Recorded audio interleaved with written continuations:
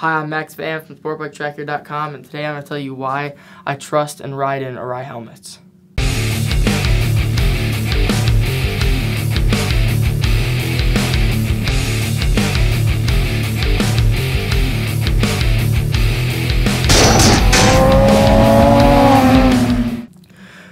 3 years ago, I found out that I was going to be doing my first ever track day, and I found out that I was going to be riding in this Arai Vector 2.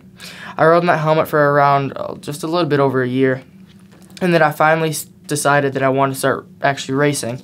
So my dad bought me this right here, Arai Corsair Nicky Hayden helmet. My dad put me in Arai because he trusts the brand. He knows it's going to keep me safe. Another big part of my protective gear is my Alpine-Star suit and airbag, and I proved that it was safe because I deployed it 3 times last season, and I walked away with no scratches on my beautiful body. But every time I go out with that gear on, I have the confidence to push more and more each lap, every session. Another reason I have so much confidence while riding in Arai is when I was watching Moto America Supersport Race 1 at Pitt, and I saw Bobby Fong had a massive high side, and this is the helmet that he was wearing while he crashed. And it was a total yard sale, and I'll show you the clip right now.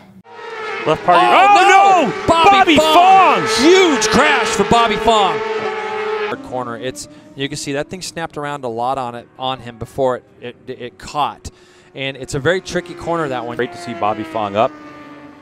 He's got his helmet back on. You can see him limping though, Jay, and that's really, I think, the big concern right now is going to be that ambulance on the scene. Another look at the crash, and that is just your prototypical high side crash. Just outside it goes. Yeah, that's going to be it's just good to see that he's up after that, Greg, and if he's okay, you know, I know those guys will get that bike back together for him tomorrow.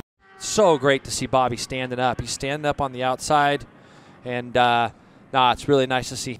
As you can see in that video, that was one heck of a crash. I mean, I'm telling you, there were pieces everywhere, and it looked like that bike landed on his head and his body. And the next day in race 2, he actually went out and got second place right behind his teammate by just a couple tenths, and it was absolutely crazy.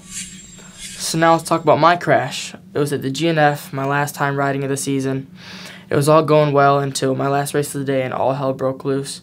I ended up low siding in the back section, and we'll show you a few pictures and the clip of it now.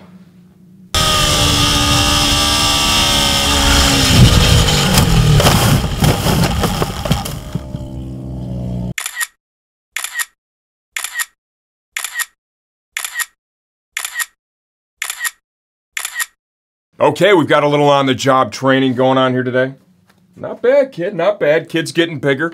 Hopefully someday he replaces the old man. You know, when he first started riding on track, I obviously had to buy him a bunch of gear, right?